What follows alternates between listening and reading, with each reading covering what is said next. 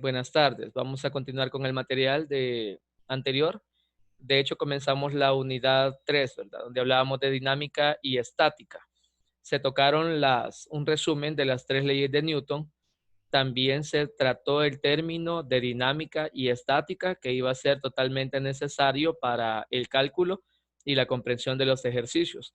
También se habló de que el reposo es relativo, que no existe realmente el reposo absoluto. El día de hoy continuamos con el material. Voy a comenzar a compartirlo y tenemos la clase para hoy, 18 de junio, ¿verdad? Tenemos el estudio ya formal de la primera ley de Newton, que es la inercia. ¿Qué significa inercia? De hecho, el término inercia es empleado incluso sin conocimiento por las personas. Decimos a veces se cae por inercia o las cosas ocurren por inercia. ¿Qué significa inercia? Inercia significa que un cuerpo tiene una caída o un movimiento simplemente por sus propiedades de masa. Un ejemplo, si yo tuviera un plano inclinado, una tabla, y pongo una chibola o una bolita sobre esta tabla y la suelto, yo no ejercí ninguna presión, ni la superficie ha ejercido ninguna presión o fuerza. Simplemente la bola comenzó a desplazarse por inercia, es decir, la gravedad actuando sobre las propiedades de su masa. Obviamente, no faltará el alumno que recuerde que hay un tipo de movimiento en donde simplemente actuaba la gravedad e influía el valor de la masa correspondiente a ese cuerpo. Estamos hablando de caída libre. La primera ley de Newton, conocida como inercia, tiene mucho que ver con la caída libre en vista de que no hay fuerzas más que la del peso del objeto actuando para el movimiento. Bueno, de hecho dice que la primera ley de Newton o ley de inercia establece que todo cuerpo permanecerá en un estado de equilibrio. Con esto no se debe entender equilibrio como la ausencia de movimiento. Puede existir movimiento. Un ejemplo, un péndulo.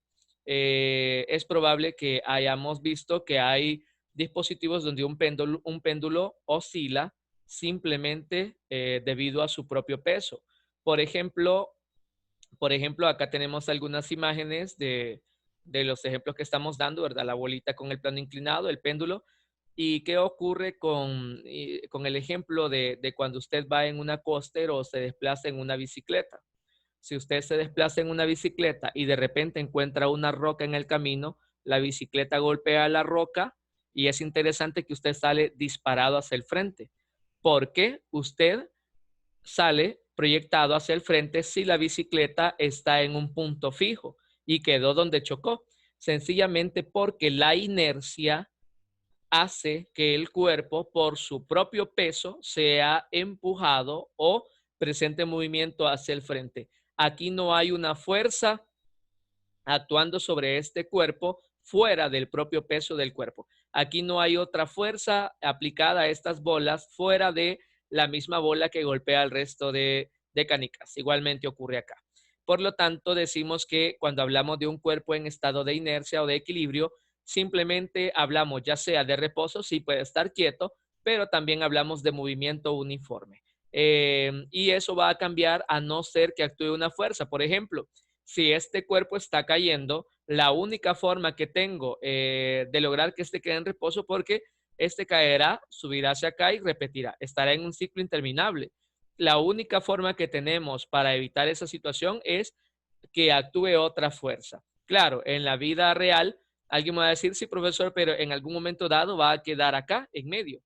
Sí, pero eso se debe a que existe una fuerza que rara vez consideramos que es la fricción del suelo, la que está frenando el movimiento periódico inercial del cuerpo. Vamos a observar el segundo material preparado. Como pueden notar, la ley de la inercia es una de las leyes más simples, donde hablamos del peso primordialmente como primer actuante para los tipos de movimiento que vamos a interpretar acá. El movimiento rectilíneo uniforme